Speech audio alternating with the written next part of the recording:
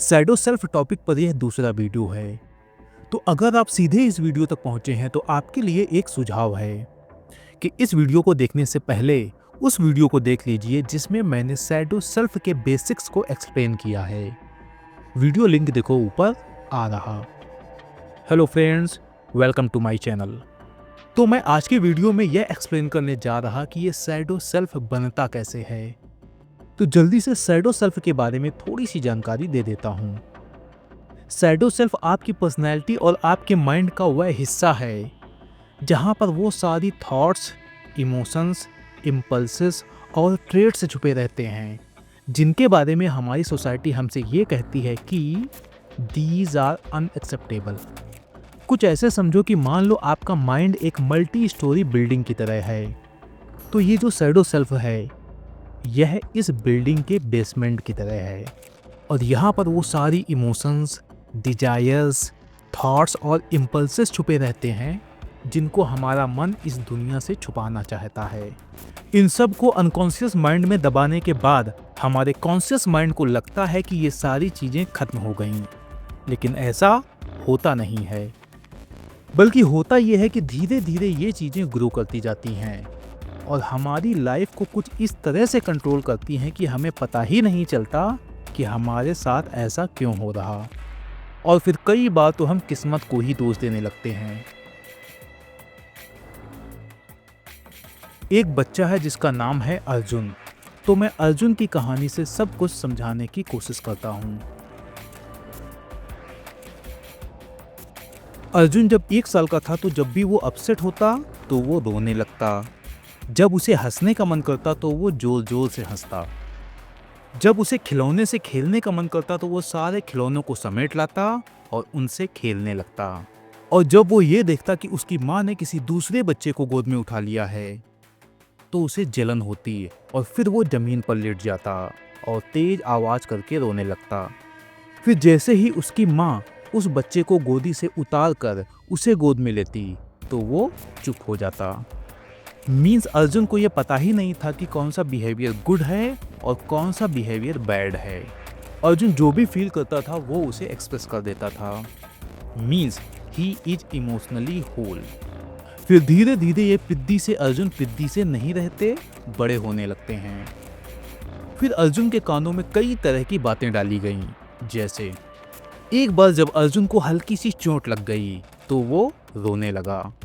फिर उसके आसपास के लोगों ने उससे कहा कि क्या अर्जुन लड़कियों की तरह रो रहे। फिर एक बार अर्जुन को किसी बात पर गुस्सा आ गई तो उसके आसपास के लोगों ने उससे कहा कि अर्जुन गुस्सा करना अच्छी बात नहीं होती।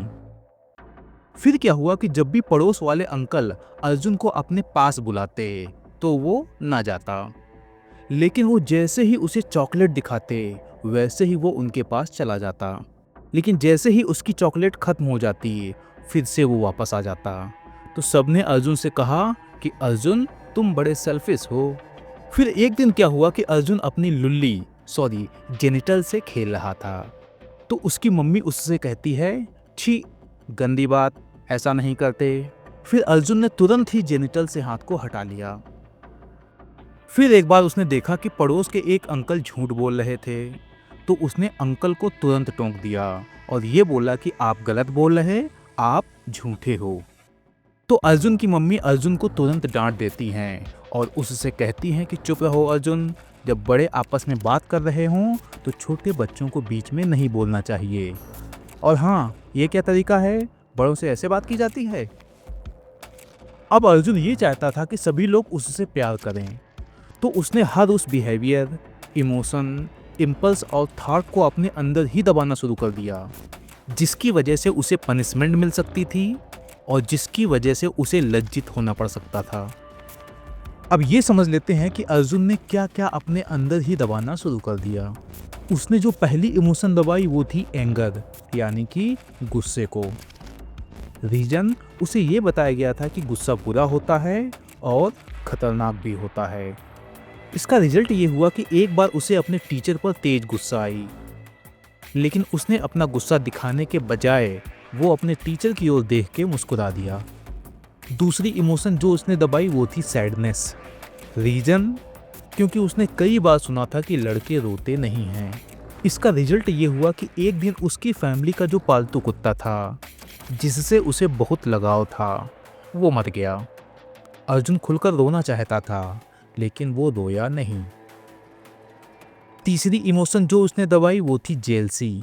रीजन, क्योंकि उसे ये बताया गया था कि जलन यानी कि jealousy is immature and evil. अगला ट्रेड जो उसने दबाया वो था सेक्सुअल क्यूरियोसिटी। रीजन, क्योंकि जब वो अपने जेनिटल से खेल रहा था तो उसे एहसास दिलाया गया था कि this is dirty and shameful. इसके बाद अर्जुन के अंदर जब भी कोई जेनिटल से रिलेटेड डिजायर आती तो उसे गिल्ट महसूस होता, फिर वो उस इच्छा को तुरंत दबा देता। अगला ट्रेड जो उसने दबाया वो था प्राइड। रीजन, क्योंकि पिछली बार अर्जुन ने जब क्लास में टॉप किया था तो वो सबसे बताता घूम रहा था कि उसने टॉप किया है। तो किसी ने उससे कहा था कि अर्जुन ज़्यादा डींग मत मारो। इसका रिजल्ट ये हुआ कि जब अर्जुन कुछ बड़ा अचीव करता तो भी वो अपनी अचीवमेंट को डाउन प्ले करके दिखाता, यानी कि ऐसे बिहेव करता जैसे कि उसकी अचीवमेंट बहुत बड़ी नहीं है।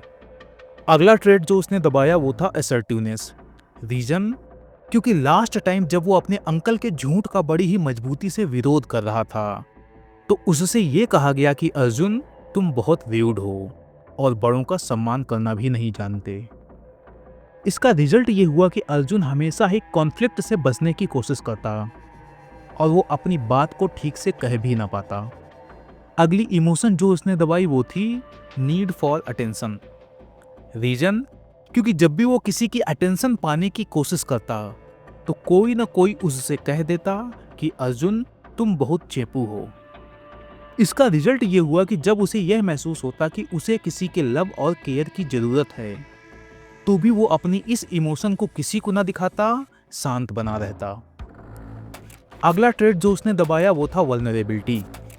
रीजन, क्योंकि एक बार जब वो अपनी फीलिंग्स को अपने दोस्त से शेयर कर रहा था तो उसके दूसरे दोस्त ने उसका मजाक बना दिया था। इसका रिजल्ट ये हुआ कि अर्जुन ने अपनी ट्रू फीलिंग्स को शेयर करना बंद कर दिया।